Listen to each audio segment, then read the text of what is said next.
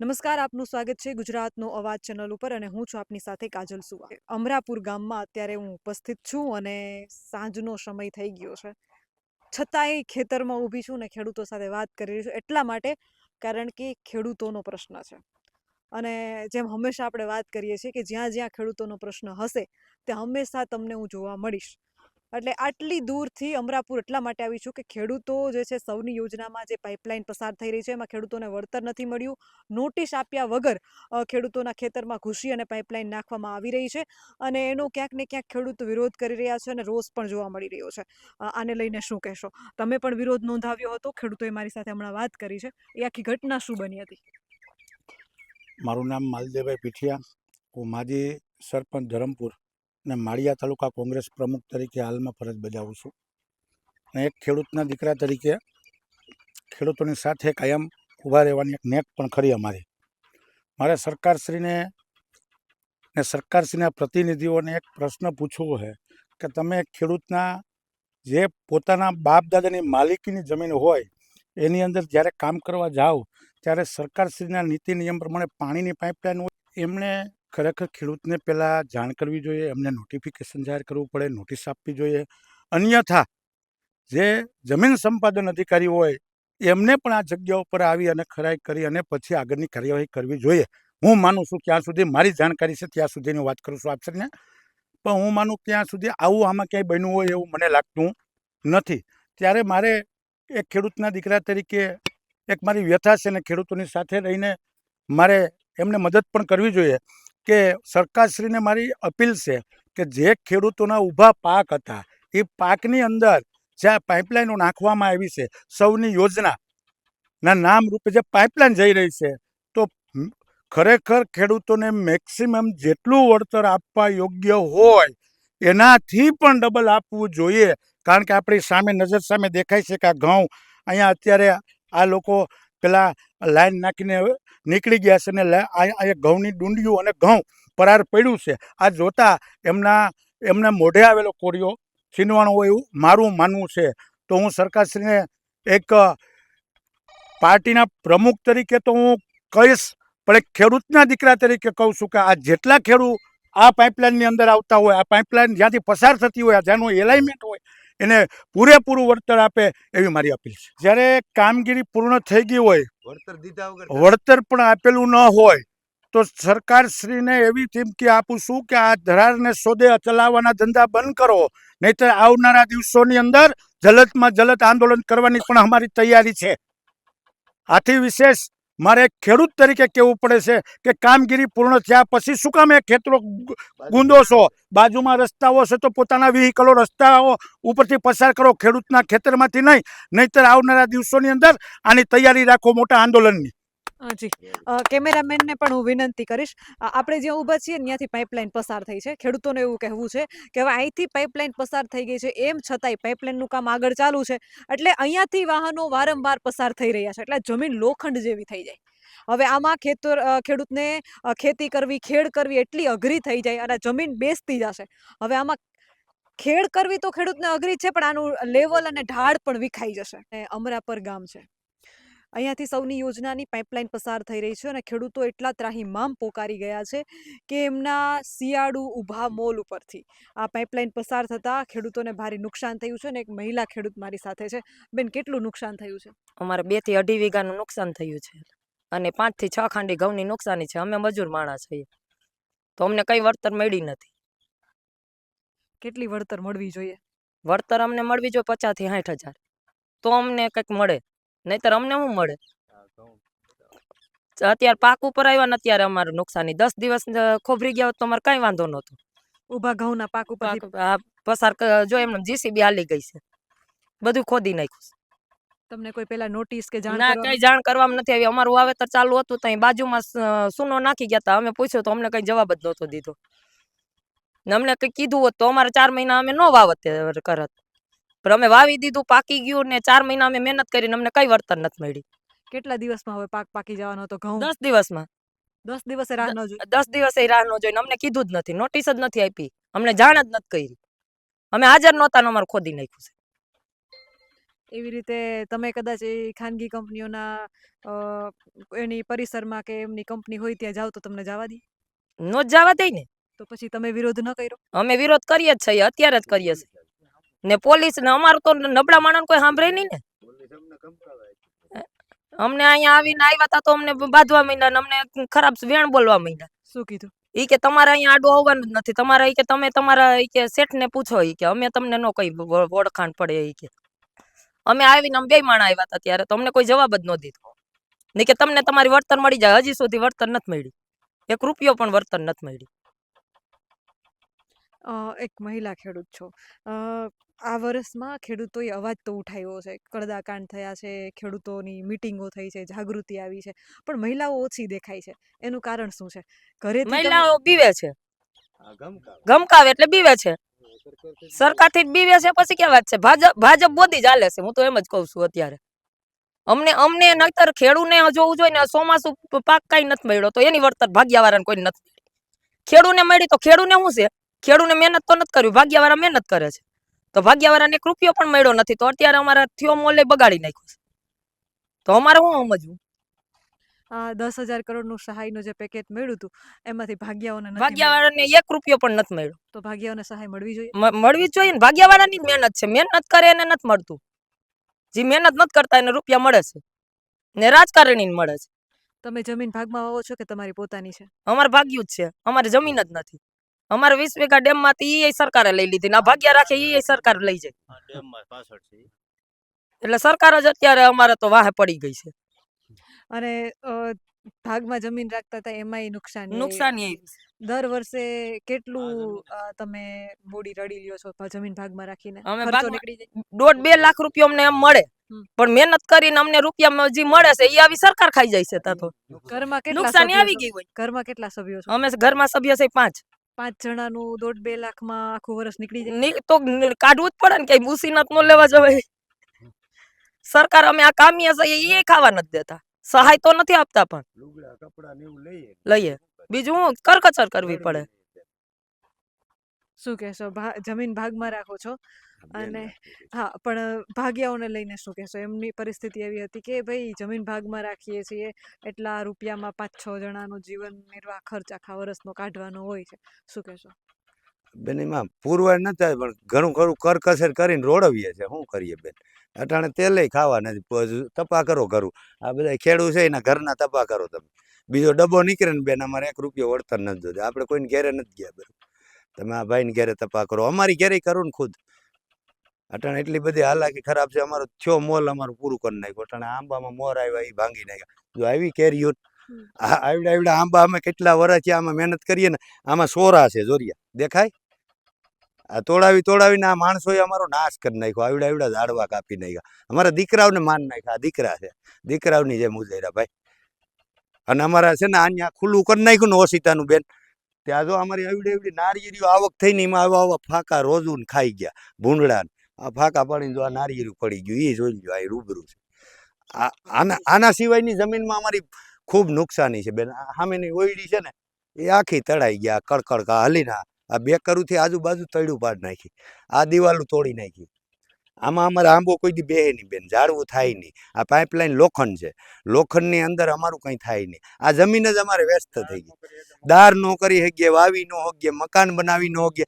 અને આ જેથી તૂટે ને તેથી અમારા ખેતરું ધોઈ મારે. આ બધે પાઇપલાઇન તૂટે તો શું થાય છે? ખેડૂત પાયમાલ થઈ જાય બેન. આ જેતું અમારું કરે ને તેથી આ તરિયા દેખાડી દે.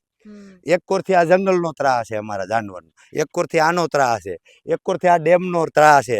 અમને પાણી છે ને અમારી બાયુ છે ને અધેલ લુગડા લઈને માન આવે. અહીં હલાય એમ નથી. આ જોઈ લ્યો આ રસ્તાની પરિસ્થિતિ. અમે કેમ જાણે પાકિસ્તાન વાળા હોય, અને કા પાકિસ્તાનના વિઝા કરાવી ગયો તો અમે વહી જાય. બરોબર, અમે અહીં રેવાય નથી માગતા બેન. એટલો અમારી માથે અત્યાચાર, કાયમી નોખી નોટિસો આવે. સમજી ગયા? એટલે તમે આમાં સહકાર આપીને અમને કંઈ મદદ કરો તો અમે જીવી શકીએ. નકર આ સરકારને કયો વિઝા કરી દે પાકિસ્તાનના, બીજા દેશમાં વહી જાય. બરોબર બેન, અહીં તમારે જોતું હોય તો આ બધું તમે લઈ લ્યો ને. બરોબર, પછી અમે એના ત્રાસથી અમે ભાગી ગયા બેન. એને કહી દીધું કે તમે ગારો જાઓ, અમે તમને પૂગી ન શકીએ. કારણ કે અંદરથી આત્મા કકડાય. અંદરથી અમે બેન એને કીધું, જો એટલે કોણે PSI ને બધા હતા. મેં કીધું આ બધા મગરમચ્છું છે યાર, અમારે તો 1000 રૂપિયા જેવી આમાં વળતર હોય સામાન્ય, અને તમે આ અબજો રૂપિયાના દિવારા ફૂકો છો, તો તમે અમને એટલી દેવા તૈયાર નથી ને ઈ બેન સાહેબ એની કોર બોલતા હતા, સંસ્થાની કોર, અમારી કોર કોઈ બોલ્યું નથી. અને અમે તૂટીને થઈને જો આ છે ને હાથું તૂટી ગયા. અટાણે એવી પરિસ્થિતિ છે કે અમારે થ્યોમોલ, માંડવી, ગાંવ, આ આંબાની બધી પૂરું થઈ ગયું બેન. રસ્તાની તમે કીધું હા, ગામના રસ્તો અહીંયા છે ને આ માળિયા અમરાપુર, આ માળિયાને જોડતો જૂનો રસ્તો છે, અને કારીમડા અમરાપુર જોડતો રસ્તો છે બેન. અહીંથી વેરાવળે સોમનાથે લાગુ પડે, આમ માળિયા લાગુ પડે. આ ઈ રસ્તો અમારો જૂનો છે, આ રસ્તા હતા નહીં, માળિયા રસ્તો જૂનો છે. આજે અમારી આ રસ્તાની એવી હાલત છે, અમારી બેન દીકરી નીકળી હોય ને તો તરી હગે એમ નથી. અને આ ગામની અંદર ક્યાંય દવાખાનાનું કે આ તે કામ હોય, બેંકનું કામ હોય, પોસ્ટનું કામ હોય, કોઈ પણ કામ હોય તો એક અમરાપુર એવું ગામ છે કે ત્યાં બધા ઓલું કરવા આવે, એટલે આ જ રસ્તે આવે ભણવા, સ્કૂલથી માંડીને. આમ જંગલ આવી ગયો તો એ રસ્તો બેન અમને ચોમાસામાં કેટલો ટાઈમ પાણી ભર્યું હોય? હજી ભર્યું છે બેન, જોવું હોય તો 6 મહિના હજી છે. આ ડેમનો ઠુવો બેન અમારે હલાય એમ નથી આ રસ્તામાં. અને આ રસ્તો અમને બનાવી દેવાનો છે, રાજકીય રીતે કઈ પણ દબાયેલો છે એ રસ્તો બેન. બાકી આજે ગામને જોડતા રસ્તા તાત્કાલિક થાય છે, એટલે અમારી માથે ફરતી આની કોરથી આ લોકોનો અત્યાચાર, આનો આ પાઇપલાઇન વાળાનો અમે ક્યાંય નીકળી શકીએ એમને. એટલે અમે કીધું અંદરથી કે અમને ક્યાંય મોકલી દો તો અમે આ તમને દઈને વહી જઈએ, બરાબર. એટલે અમારી રજૂઆત છે બેન, અમારી સહાયતા કરો તો બધાયની ભલાઈ. ખૂબ ખૂબ આભાર. શું કહેશો તમે પાઇપલાઇન મુદ્દે? ખેડૂતો સૌની યોજનાની જે પાઇપલાઇન પસાર થઈ રહી છે અમરાપર ગામમાંથી, ખેડૂતોમાં આ ખૂબ રોષ જોવા મળી રહ્યો છે. બેન આમાં એવું છે કે જો ખેડૂતોને પહેલાં જાણ કરી હોત તો એ લોકો વાવેતર ન કરે. અગાઉથી જાણ કરી હોત કે ભાઈ તમારું આ અમે અહીંયા પાઇપલાઇન ફિટ કરવાના છે, તો ખેડૂત બિચારા એનું વાવેતર ન કરે. આજે એણે વાવેતર કર્યું, ઊભા પાકમાં નુકસાની ગઈ, તો એને એનું યોગ્ય વળતર તો મળવું જોઈએ ને. ખેડૂત ના નથી પાડતા કે તમે અહીંયા પાઇપલાઇન ન ફિટ કરો, એવું એક પણ ખેડૂએ ના નથી પાડી. તો એ બધા ખેડૂતોને પોતાનું યોગ્ય વળતર તો મળવું જોઈએ ને. આજે આટલી પાઇપલાઇન અહીંયા એટલું ઊંડું ખોદાણ કરી અને ફિટ કર્યું, આ એને ખેતી કરવામાં પણ બહુ મોટો ખર્ચો થાય ને. આ લેવલિંગ કરવામાં પણ લાખ રૂપિયા જોઈ જાય, ત્યારે ખેડૂતનું ખેતર પાછું હતું એવું થશે. અને બીજું કે આ જે પાઇપલાઇન ફિટ કરી એની ઉપર એ લોકો કાંઈ ડ્રિલિંગ બોર કે મકાન કે એ તો બનાવી શકવાના નથી, તો એને યોગ્ય વળતર મળે એવું સરકારે વિચારવું જોઈએ. બીજું કે અહીંયાથી જ જો આ વચ્ચોવચ્ચ પાઇપલાઇન અહીંથી નાખી, એના કરતાં સૌની યોજનાનું જો આ ડેમથી આગળ પાછળથી પણ થઈ શકે એવું હતું, જો આ તો ખેડૂત ઘણા બધા બસી જાત. આપ શું કહેશો? મારું કહેવાનું બેન એમ છે કે આ લોકોને પહેલેથી જ જો જાણ કરી હોત ને તો આ લોકો વાવેતર ન કરે. વાવેતર કર્યા પછી છેલ્લે એન્ડમાં જો અત્યારે ઘઉં કેવા થઈ ગયા, કટર હાલે એવા થઈ ગયા, 5 દિવસની મુદત આપી હોત ને તો આ લોકો ખેડૂતનું હાસવી લેત, તો એને એટલી બધી નુકસાની ન થાય. નુકસાની એક તો ખેડૂત નહીં થઈ, જેથી કરીને ભાગ્યા હોય એ તો 4 મહિના મહેનત જ કરતા હોય, તો એને નુકસાની કોણ આપે? આ તો જે વળતર આવવાના તો ખેડૂતને આપવાના છે. હજી અત્યારે ભાગ્યવાળા નુકસાની થઈને કોણ આપવાનું છે? તો સરકારે એની બહુ ધ્યાન દોરવું જોઈએ ને, અને એને કોઈ સહાય મળવી જોઈએ, એવું કહેવાનું છે. કાકા તમે શું કહેશો? તો કોઈ પણ અમને કોઈ નોટિસ નથી દીધી ને કરીને અમને 3 મહિના પહેલાં નોટિસ દેવી જોઈએ કે ભાઈ કોઈ તમે વાવેતર કરતા નહીં કે અમે અહીંયા આવતો, તો કોઈ પણ અમને નોટિસ દીધી નથી. ને અહીંયા આવ્યા એટલે કે ભાઈ મેં કીધું તમે ઓલા સાહેબોને હતા તે અમને તમારે નોટિસ દેવી જોઈએ કે અમને આમ કરવું જોઈએ. એ કહેતો કે મને એમ કીધું કે તમારે એમ ક્યાં આવ્યા, તો મેં કીધું કે આ અમારો આંબો 20 વર્ષનો આંબો આ કર્યો છે, તો તમે અટાણે અમારો દીકરો કહેવાય છે, અમે મહેનત કરીને આવજો ઓલો કરીએ છીએ ને. જો અમે વાયડા થઈ તો પીએસઆઈ બધા હતા, એ બધા હતા નહીં. મેં કીધું કે તમે આગળ બાંધીને લઈ જાઓ, અમારું કોણ સાંભળે? અમે ગરીબ માણસ છે, અમારું સાંભળે કોણ? અમે આમાં બધા મહેનત રાતદી કરી. આને કેટલા વર્ષ આમ બહુ તમારો દીકરો 20 વર્ષ, મેં કીધું કે ને કોક કહે કે ભાઈ આ તમને આટલા પૈસા દો, આ દીકરો દઈ દો એટલે તમે દઈ દો. મેં કીધું ને તો અમારા 3 દીકરા ઊભા કર્યા છે, કહું હા ઉજરી તો અમારી તો હવે આમાં કંઈ વાવેતર જ નહીં થાય, કંઈ નહીં થઈ, તો અમારી જિંદગી તો વહી ગઈ આમાં. તો આ 100 વર્ષ ઝાડવા પડતા. મેં કીધું કે આનો હિસાબ દાદા મેં સાંભળ્યું કે આંબા છે ને દીકરાને વડા કરવા અઘરા હોય ને એટલે આંબાને વડા હા કરવા અઘરા અઘરા હોય. હોય. તો મેં કીધું આ 1 વર્ષ દે, એક આંબો અમને 10,000 રૂપિયા દે, તો આની 100 વર્ષની જિંદગી હોય, 100 વર્ષ ઉપરની, તો આનો હિસાબ તો કરો છો. તો કે એ તો નહીં આવે ને 20,000 છે. તો મેં કીધું ભાઈ તો પાડી નાખો, લ્યો તમે તો આગળ બાંધીને વયા જાઓ, તમારે 2 મોટર આવી છે બધા ભરાઈને, જમાદાર ને પીએસઆઈ ને બધા એ અહીંયા ઊભા હતા જ હું કહેતો હતો. અમે શું કરીએ તમે અમને બાંધીને લઈ જાઓ. હા હા તો એ હાંભળા કર્યા ને એ જીસીબી મારી દીધી. એ તો કે 20,000 એમ કરી તો ઓલા વહી ગયા હમણાં તરત કઈ કેટલું નુકસાન છે દાદા? કઈ તો એ કઈ વહી ગયા.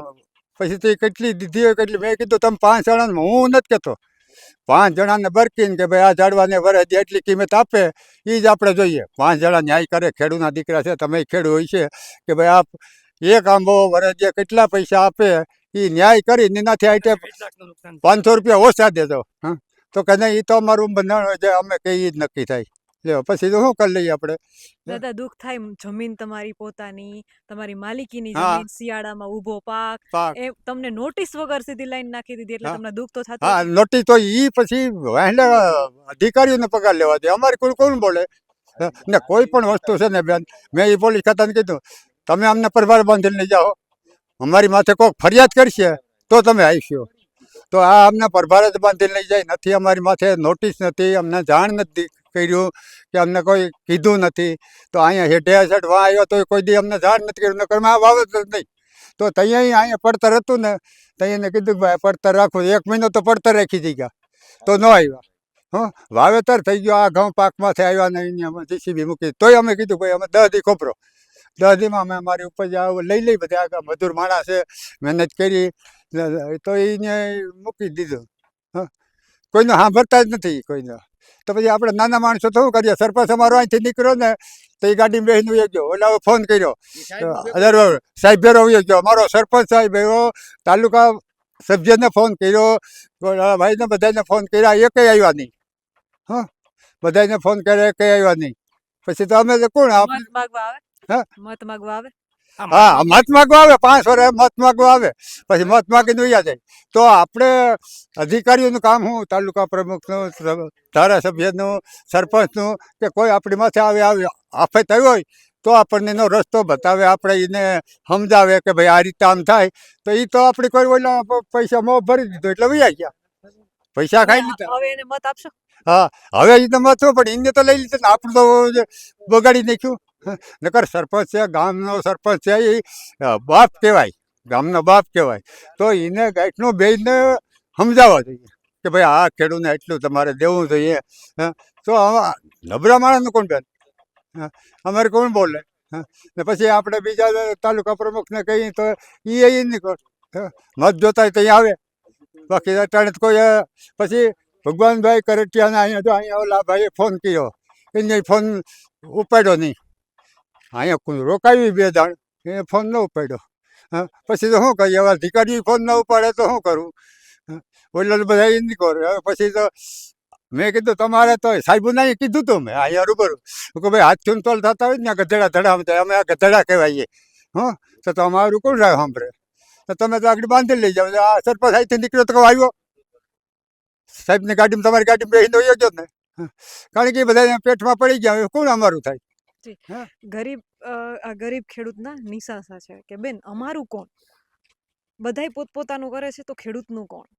હમણાં ખેતરમાં કહેવાય છે મેં મારા વડીલો પાસે સાંભળ્યું હતું કે બેન જેવી રીતે એક દીકરાને ઉછેર કરવામાં જેટલી મહેનત જોઈએ ને એટલા આંબા ઉછેર કરવામાં મહેનત થાય. મેં જ્યાં સુધી જોયું છે આંબાને એક નાનકડો છોડ જ્યારે ઉછેરવામાં આવતો ને મને જ્યાં સુધી સાંભળે છે મેં જ્યાં સુધી સાંભળ્યું છે ત્યાં સુધી તો એને ચારે કોમથી એમને એક આધાર કરવામાં આવે કે એમને પવન ના લાગે એ છોડ મોટો થાય. તો આ મારી પાછળ જોઉં તમે આંબાનો છોડ છે આંબાનું મોટું ઝાડ છે અને આંબાના ઝાડની બાજુમાંથી જ સૌની યોજનાની તમે કેમેરામેનને વિનંતી કરું કે પાઇપલાઇન બતાવવામાં આવે. આ આંબાનું ઝાડ છે અને એની એક્ઝેક્ટ બાજુમાંથી જ સૌની યોજનાની પાઇપલાઇન પસાર થઈ રહી છે. આ મસ્ત મોટી પાઇપલાઇન તમે જોઈ શકો છો અને કેટલી ખેડૂતની જમીન ઊંડે સુધી ખોદી છે એ પણ તમે જોઈ શકો છો. જે ખેડૂતો હશે ને એ સમજી શકે કે જમીનને લેવલ કરવી શા માટે જરૂરી છે. હવે આ પાઇપલાઇન એને ખોદી છે પછી જમીનને લેવલ કરવી એટલા માટે જરૂરી છે કે હવે એ ઢાળ એનો વિખાઈ જાય. તમે પાણી વારો તો જે બાજુ ઢાળ હોય એ બાજુ પાણી જાય.